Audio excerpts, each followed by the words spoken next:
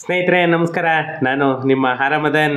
ಎಲ್ಲರೂ ಹೇಗಿದ್ದೀರಾ ಫ್ರೆಂಡ್ಸ್? ಇನ್ನು ನನ್ನ ಚಾನಲನ್ನು ಯಾರೆಲ್ಲ ಸಬ್ಸ್ಕ್ರೈಬ್ ಮಾಡ್ಕೊಂಡಿಲ್ಲ ಪ್ಲೀಸ್ ಸಬ್ಸ್ಕ್ರೈಬ್ ಮಾಡ್ಕೊಳ್ಳಿ. ಹಾಗೆಯೇ ಇನ್ನೊಂದು ರಿಕ್ವೆಸ್ಟ್ ಅಂತ ಅಂದರೆ ವಿಡಿಯೋನ ಸ್ಕಿಪ್ ಮಾಡದೆ ಕೊನೆವರೆಗೂ ನೋಡಿ. ಯಾಕಂತ ಅಂದರೆ ನೀವು ಸ್ಕಿಪ್ ಮಾಡೋದ್ರಿಂದ ನಿಮಗೆ ಅದು ಪೂರ್ತಿ ಮಾಹಿತಿ ನಿಮಗೆ ಸಿಗೋದಿಲ್ಲ. ನೀವು ಅರ್ಧಂಬರ್ಧ ತಿಳ್ಕೊಂಡ್ರೂ ಕೂಡ ಅದು ವೇಸ್ಟ್ ಆಗುತ್ತೆ. ಆದ್ದರಿಂದ ಪೂರ್ತಿ ಮಾಹಿತಿಯನ್ನು ತಿಳ್ಕೊಂಡ್ರೆ ನಿಮಗೂ ಉಪಯೋಗ ಆಗುತ್ತೆ. ನಿಮ್ಮಿಂದ ನಿಮ್ಮ ಫ್ರೆಂಡ್ಸ್ಗಾಗಲಿ ಅಥವಾ ನಿಮ್ಮ ರಿಲೇಷನ್ಗಾಗಲಿ ನೀವು ಗೈಡ್ ಮಾಡ್ಬೋದು. ಅದರಿಂದ ವಿಡಿಯೋನ ಸ್ಕಿಪ್ ಮಾಡದೆ ಪೂರ್ತಿ ನೋಡಿ. ಹಾಗೆಯೇ ನನ್ನ ಚಾನಲನ್ನು ಫಾಲೋ ಮಾಡಿ. ಪಕ್ಕದಲ್ಲಿ ಸಬ್ಸ್ಕ್ರೈಬ್ ಮಾಡಿದ ತಕ್ಷಣ ನಿಮಗೆ ಒಂದು ಬೆಲ್ ಐಕಾನ್ ಕಾಣುತ್ತೆ. ಆ ಬೆಲ್ ಐಕಾನ್ನ ನೀವು ಕ್ಲಿಕ್ ಮಾಡೋ ಮುಖಾಂತರ ನಿಮಗೆ ಎವರಿ ಅಪ್ಡೇಟ್ಸು ಕೂಡ ನಿಮಗೆ ನೋಟಿಫಿಕೇಷನ್ ಮುಖಾಂತರ ಬರುತ್ತೆ. ಅದನ್ನು ನೀವು ಮರಿಬೇಡಿ. ಯಾಕಂತಂದರೆ ನಿಮಗೆ ಪ್ರತಿಯೊಂದು ವಿಡಿಯೋನೂ ಒಂದೊಂದು ಸಾರಿ ಇಂಪಾರ್ಟೆಂಟ್ ಆಗೋಗುತ್ತೆ. ಇವತ್ತು ಎಷ್ಟೋ ಜನ ಹೇಳ್ತಾ ಇದ್ದಾರೆ ಈ ವಿಡಿಯೋಸ್ ಎಲ್ಲನೂ ನೋಡಿಬಿಟ್ಟು ಅಟ್ಲೀಸ್ಟ್ ಸ್ವಲ್ಪ ಆದರೂ ಕೂಡ ನಮಗೆ ಇದರಲ್ಲಿ ನಾಲೆಡ್ಜ್ ಬರ್ತಾ ಇದೆ ಅಂತ. ಅಷ್ಟು ಸಾಕು. ಯಾಕಂತಂದರೆ ಒಂದು ನನ್ನ ಟಾರ್ಗೆಟ್ ಇರೋದು ಕೂಡ ಅಟ್ಲೀಸ್ಟ್ ಜನಗಳಿಗೆ ಸ್ವಲ್ಪ ಅವೇರ್ನೆಸ್ ಅನ್ನೋದೊಂದು ಕ್ರಿಯೇಟ್ ಮಾಡಿಸ್ಬೇಕು. ಜನಗಳಿಗೆ ಸ್ವಲ್ಪನಾದರೂ ಮಾಹಿತಿ ತಿಳಿಸ್ಬೇಕು ಅನ್ನೋದೇ ಫ್ರೆಂಡ್ಸ್. ಓಕೆ, ಟೈಮ್ ವೇಸ್ಟ್ ಮಾಡೋದು ಬೇಡ, ನಾವು ಇವತ್ತಿನ ವಿಡಿಯೋಗೆ ಹೋಗೋಣ ಫ್ರೆಂಡ್ಸ್. ಏನೂ ಇಲ್ಲ, ತುಂಬ ಜನ ನನಗೆ ಯಾಕಂದರೆ BBMP ಆಫೀಸಿಗೆಲ್ಲನೂ BBMP ಆಫೀಸ್ ಒಂದೇ ಅಲ್ಲ, ನೀವು ಒಂದು ಸೇವಾ ಸಿಂಧು ಕೇಂದ್ರ ಆಗ್ಬೋದು ಅಥವಾ ಬೆಂಗಳೂರು ಒನ್ ಆಗ್ಬೋದು, ಸೈಬರ್ ಸೆಂಟ್ರ್ ಆಗ್ಬೋದು ಅಥವಾ BBMP ಆಫೀಸ್ ಆಗ್ಬೋದು, ಎಲ್ಲ ಕಡೆ ಹೋಗಿ ಅಲ್ಲಿ ತುಂಬಾ ಡಿಲೇ ಆಗ್ತಾ ಇದೆ. ನಮ್ಗೆ ಈ ಥರ ಕೆಲಸ ವೇಸ್ಟ್ ಮಾಡಿಕೊಂಡು ನಾವೇನೇ ತಿರುಗ್ತಾ ಇದ್ದೀವಿ. ಅದರಿಂದ ಬೇರೆ ಏನಾದರೂ ಸೊಲ್ಯೂಷನ್ ಇದೆಯಾ ಅಥವಾ ಬೇರೆ ನಾವೇನೇ ಆನ್ಲೈನಲ್ಲಿ ಮಾಡ್ಕೋಬೋದಾ ಅಂತ ತುಂಬ ಜನ ಕೇಳ್ತಾ ಇದ್ರಿ. ಅದಕ್ಕೋಸ್ಕರನೇ ಈ ವಿಡಿಯೋ ಮಾಡ್ತಾಯಿದ್ದೀನಿ ಫ್ರೆಂಡ್ಸ್. ಏನೂ ಇಲ್ಲ, ನಿಮಗೆ ಹೊಸ ಖಾತಾ ಯಾವುದು ಯಾರ್ದೆಲ್ಲ ಖಾತಾ ಇರಲ್ಲ ಅವರಿಗೆ ನ್ಯೂ ಖಾತಾ ಅನ್ನೋದೊಂದು ಏನು ಬರುತ್ತೆ ಬಿ ಖಾತಾಗೆ, ಆ ಬಿ ಖಾತಾನ ನಮ್ಮ BBMP ಲಿಮಿಟಲ್ಲಿ ಒಂದು ವೆಬ್ಸೈಟನ್ನು ಬಿಟ್ಟಿದ್ದಾರೆ. ಆ ವೆಬ್ಸೈಟ್ ಯಾವುದೂ ಅಲ್ಲ, BBMP.KARNATAKA karnataka.gov.in /NEWKHATA ನ್ಯೂ ಖಾತಾ / ಓಕೆ, ಅದನ್ನು ನಾನು ಡಿಸ್ಕ್ರಿಪ್ಷನ್ನಲ್ಲಿ ಹಾಕಿರ್ತೇನೆ. ಆ ಲಿಂಕನ್ನು ನೀವು ಕ್ಲಿಕ್ ಮಾಡೋ ಮುಖಾಂತರ ಕೂಡ ನೀವು ಪೇಜನ್ನು ಓಪನ್ ಮಾಡ್ಕೊಳ್ಬೋದು. ಈ ವೆಬ್ಸೈಟಿಗೆ ಹೋಗ್ಬಿಟ್ಟು ನೀವು ಈ ವೆಬ್ಸೈಟಲ್ಲಿ ಮೀನ್ಸ್ ನೀವು ಗೂಗಲ್ ಕ್ರೋಮ್ಗೆ ಹೋಗ್ಬಿಟ್ಟು ಈ ವೆಬ್ಸೈಟನ್ನು ನೀವು ಟೈಪ್ ಮಾಡಿಬಿಟ್ಟು ಸಬ್ಮಿಟ್ ಕೊಡಿ.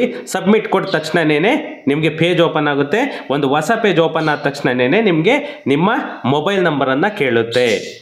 ನಿಮ್ಮ ಮೊಬೈಲ್ ನಂಬರನ್ನು ಎಂಟರ್ ಮಾಡಿದ ತಕ್ಷಣ ನಿಮಗೆ ಒಂದು OTP ರಿಸೀವ್ ಆಗುತ್ತೆ. ಆ OTPನ ಹಾಕಿದ ತಕ್ಷಣ ಅದು ನಿಮಗೆ ಫಸ್ಟ್ ಪ್ರೋಸೆಸ್ ಸ್ಟಾರ್ಟ್ ಆಗುತ್ತೆ. ಫಸ್ಟ್ ಪ್ರೋಸೆಸ್ಸು ನಿಮಗೆ ಡಾಕ್ಯುಮೆಂಟೇಷನ್ನು ಅಂದರೆ ನಿಮ್ಗೆ ಆ ಪ್ರಾಪರ್ಟಿ ಡೀಟೇಲ್ಸ್ ಎಲ್ಲನೂ ನಿಮಗೆ ಅಲ್ಲಿಂದ ಕೇಳ್ಕೊಂಡು ಬರುತ್ತೆ. ನೀವು ಆ ಡಾಕ್ಯುಮೆಂಟೇಷನ್ ನಂಬರ್ ಏನು ಹಾಕ್ತೀರಾ ನೀವು, ಯಾಕಂತಂದರೆ ಆ ಪ್ರಾಪರ್ಟಿ ಹೆಂಗೆ ಬಂತು ಅನ್ನೋದು ಇಂಪಾರ್ಟೆಂಟ್ ಆಗುತ್ತಲ್ವಾ. ಅದನ್ನು ನೀವು ಹಾಕಿದ ತಕ್ಷಣವೇ ನಿಮಗೆ ಆ ಪ್ರಾಪರ್ಟಿಗೂ ಸಬ್ ರಿಜಿಸ್ಟರ್ಡ್ಗೂ ಅಲ್ಲಿ ಲಿಂಕ್ ಆಗುತ್ತೆ. ಮೇಯ್ನ್ ಇರೋದು ಅದು. ಯಾಕಂತಂದರೆ ಅವರಿಗೆ ಪ್ರಾಪರ್ಟಿ ಹೆಂಗೆ ಬಂತು, ಆ ಪ್ರಾಪರ್ಟಿ ಏನು ಅಂತ ಗೊತ್ತಾಗಬೇಕಲ್ವಾ. ಅದು ಆದ ತಕ್ಷಣ ಆಧಾರ್ ಪ್ರಾಸೆಸ್ ಕೇಳುತ್ತೆ. ಆ ಆಧಾರ್ ಪ್ರಾಸೆಸ್ಸು ಮುಗಿದ ತಕ್ಷಣವೇ ನಿಮಗೆ ಎನ್ಕಂಬರೆನ್ಸ್ ಸರ್ಟಿಫಿಕೇಟ್ ಕೇಳುತ್ತೆ. ಆ ಎನ್ಕಂಬರೆನ್ಸ್ ಸರ್ಟಿಫಿಕೇಟ್ ನಂಬರ್ ಹಾಕಿದ ತಕ್ಷಣ ಬೆಸ್ಕಾಮ್ ID ಕೇಳುತ್ತೆ. ಬೆಸ್ಕಾಮ್ ID ಹಾಕಿದ ತಕ್ಷಣವೇ ನಿಮ್ಮದು ಒಂದು ಫೋಟೋ ಕೇಳುತ್ತೆ.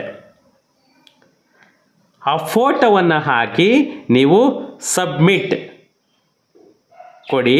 ನೆಕ್ಸ್ಟ್ ಕೇಳುತ್ತೆ ನಿಮಗೆ ಟ್ಯಾಕ್ಸ್ ಕಟ್ಟಿದ್ದೀರಾ, ಯಾಕಂದರೆ ಆ ಟ್ಯಾಕ್ಸ್ ಕಾಲಕ್ಕೆ ಬಂದಿದೆಯಾ ಅದನ್ನು ನಿಮಗೆ ಚೆಕಿಂಗಿಗೆ ಹೋಗುತ್ತೆ. ನೀವು ಅಷ್ಟೆಲ್ಲನೂ ಅಪ್ಲೋಡ್ ಮಾಡಿ ಹಿಟ್ ಮಾಡಿದ ತಕ್ಷಣ ನಿಮ್ಮದು ಎಷ್ಟು ಟ್ಯಾಕ್ಸು ಪೇ ಆಗಿದೆ, ಕಾಲಕ್ಕೆ ಟ್ಯಾಕ್ಸ್ ಬಂದಿದೆಯಾ ಅಥವಾ ಟ್ಯಾಕ್ಸ್ ಬರೋದಿದೆಯಾ ಅಲ್ಲಿ ವೆರಿಫಿಕೇಷನ್ ಆಗುತ್ತೆ. ಆ ವೆರಿಫಿಕೇಷನ್ ಆದಮೇಲೆ ನಿಮ್ಮದು ನ್ಯೂ ಖಾತಾ ಅನ್ನೋದು ಜನ್ರೇಟ್ ಆಗುತ್ತೆ. ಆ ನ್ಯೂ ಖಾತಾ ಅನ್ನೋದು ಜನ್ರೇಟ್ ಆಗಬೇಕಂದ್ರೆ ಒಬ್ಬೊಬ್ರದ್ದು ಮ್ಯಾನುವಲ್ ಖಾತಾ ಇರುತ್ತೆ. ಆ ಮ್ಯಾನುವಲ್ ಖಾತಾ ಇರೋರು ನ್ಯೂ ಖಾತಾ ಅಂತ ಯಾವುದೇ ಕಾರಣಕ್ಕೂ ಕೊಡಬಾರ್ದು. ಮ್ಯಾನುವಲ್ ಖಾತಾ ಇರೋ ಅಂಥವ್ರು ಯಾವುದೇ ಕಾರಣಕ್ಕೂ ಕೊಡಬೇಡಿ.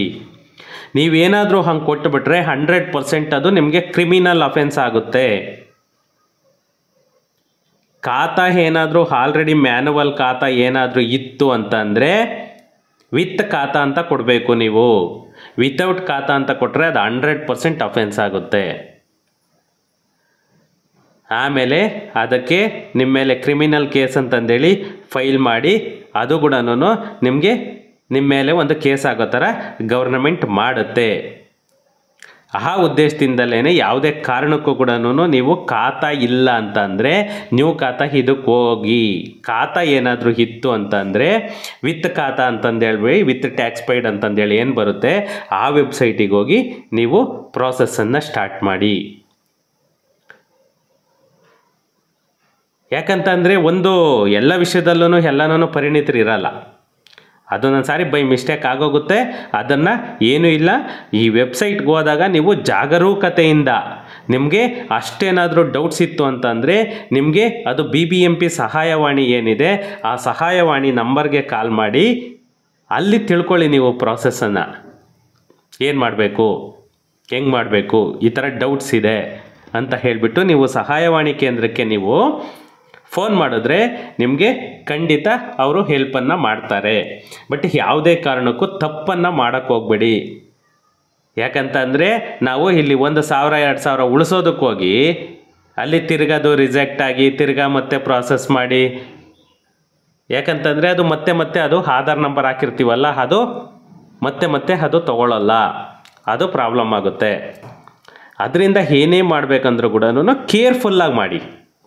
ಸ್ವಲ್ಪ ಲೇಟ್ ಆದರೂ ಪರವಾಗಿಲ್ಲ, ಒಂದೊಂದು ಏನಂದರೆ ಅದು ಟೈಮ್ ಇರುತ್ತೆ, ಆ ಟೈಮ್ ಒಳಗಡೆನೇ ಇದಾಗಿರ್ಬೇಕು. ಯಾಕಂದರೆ ಲಾಗಿನ್ ಆಗಿರ್ತೀರಲ್ವ ವಿತ್ OTPನಲ್ಲಿ, ಆ ಟೈಮ್ ಒಳಗಡೆ ನೀವು ಮುಗಿಸ್ಬೇಕು.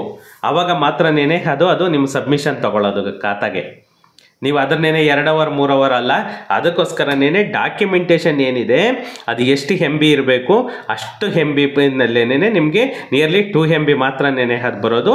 ಅಷ್ಟು ಕೂಡ ನೀವು PDF ಮಾಡಿ ಇಟ್ಕೊಂಡಿರಬೇಕು. PDF ಮಾಡಿ ರೆಡಿ ಮಾಡಿ ಇಟ್ಕೊಂಡಿದ್ರೆ ನಿಮಗೆ ಅಪ್ಲೋಡ್ ಮಾಡಲಿಕ್ಕೆ ಈಸಿ ಆಗೋಗ್ಬಿಡುತ್ತೆ. ಇಲ್ಲ ಅಂತಂದರೆ ಏನಾಗುತ್ತೆ ನಿಮಗೆ ಅದೇನೇನೆ ತಿರ್ಗಾ ಮತ್ತೆ ಅದನ್ನು ಡೌನ್ಲೋಡ್ ಮಾಡ್ಕೋ, ತಿರ್ಗಾ ಅದನ್ನು ನೀವು ಫೋಟೋ ಸ್ಕ್ಯಾನ್ ಮಾಡ್ಕೋ, ಅದಲ್ಲ. ಒಂದು ಎನ್ಕಂಬರೆನ್ಸ್ ಸರ್ಟಿಫಿಕೇಟ್ ಆಗಲಿ ಫಸ್ಟ್ ಸೇಲ್ ಡೇಟು ಸ್ಕ್ಯಾನ್ ಮಾಡಿ ಇಟ್ಕೊಳ್ಳಿ, ಆಮೇಲೆ EC ಸ್ಕ್ಯಾನ್ ಮಾಡಿ ಇಟ್ಕೊಳ್ಳಿ, ಆಮೇಲೆ ಗೂಗಲ್ ಫೋಟೋನ ನೀವು ಒಂದು ಸ್ಕ್ಯಾನ್ ಮಾಡಿ ಇಟ್ಕೊಳ್ಳಿ, ಮೀನ್ಸ್ GPS ಫೋಟೋನ. ಯಾಕಂದರೆ GPS photo must and should. ಮತ್ತು ಒಂದು ಪಾಸ್ಪೋರ್ಟ್ ಸೈಜ್ ಫೋಟೋನ ನೀವು ಸ್ಕ್ಯಾನ್ ಮಾಡಿ ಇಟ್ಕೊಳ್ಳಿ, ಮತ್ತು ಆಧಾರ್ ಕಾರ್ಡನ್ನು ಸ್ಕ್ಯಾನ್ ಮಾಡಿ ಇಟ್ಕೊಳ್ಳಿ. ಇಷ್ಟು ಡಾಕ್ಯುಮೆಂಟನ್ನು ನೀವು ಸ್ಕ್ಯಾನ್ ಮಾಡಿ ಫಸ್ಟೇ ಇಟ್ಕೊಳ್ಳಿ. ಅಂದರೆ ಸಪ್ರೇಟ್ ಫೋಲ್ಡರ್ಸ್, ಒಂದೊಂದು ಫೋಲ್ಡರ್ ಆಗಿ ಸಪ್ರೇಟ್ ಫೋಲ್ಡರ್ಸ್ ಆಗಿ ನೀವು ಅದನ್ನು ಇಟ್ಕೊಳ್ಳಿ. ಇಟ್ಕೊಂಡು ನೀವು ಒಂದೊಂದೇ ಡಾಕ್ಯುಮೆಂಟೇಷನ್ ನಂಬರು ಯಾವ್ಯಾವುದು ಡಾಕ್ಯುಮೆಂಟ್ ಕೇಳುತ್ತೆ ನೀವು ಪ್ರಾಸೆಸ್ಸಲ್ಲಿ, ಆ ಡಾಕ್ಯುಮೆಂಟಲ್ಲೇ ಡಾಕ್ಯುಮೆಂಟ್ ನಂಬರು ಆಗ್ತಾ ಹೋದಾಗ ಅದು ಅಪ್ಲೋಡ್ ಫೈಲ್ ಅಂತ ಬರ್ತಾ ಇರುತ್ತೆ. ಆ ಅಪ್ಲೋಡ್ ಫೈಲ್ ಮಾಡಿದಾಗ ಆವಾಗ ನಿಮಗೆ ಈಸಿ ಆಗಿಬಿಡುತ್ತೆ. ಇಲ್ಲ ಅಂತಂದರೆ ನೀವು ಆವಾಗ ಅಪ್ಲೋಡ್ ಮಾಡೋವಾಗ ನೀವು ಸ್ಕ್ಯಾನ್ ಮಾಡಿಕೊಂಡು ಕೂತ್ಕೊಂಡ್ರೆ ಅದೆಲ್ಲನೂ ಪ್ರೋಸೆಸ್ಸು ತುಂಬ ಲೇಟ್ ಆಗುತ್ತೆ. ಆವಾಗ ನಿಮಗೆ ಆಟೋಮೆಟಿಕ್ ಎರರ್ ಬರುತ್ತೆ. ಅದರಿಂದ ನೀವು ಮುಂಚೆನೇ ಕ್ಲೀನಾಗಿ ಸ್ಕ್ಯಾನ್ ಮಾಡಿ ಇಟ್ಕೊಂಡು ಆಮೇಲೆ ನೀವು ಅಪ್ಲೋಡ್ ಮಾಡಿ.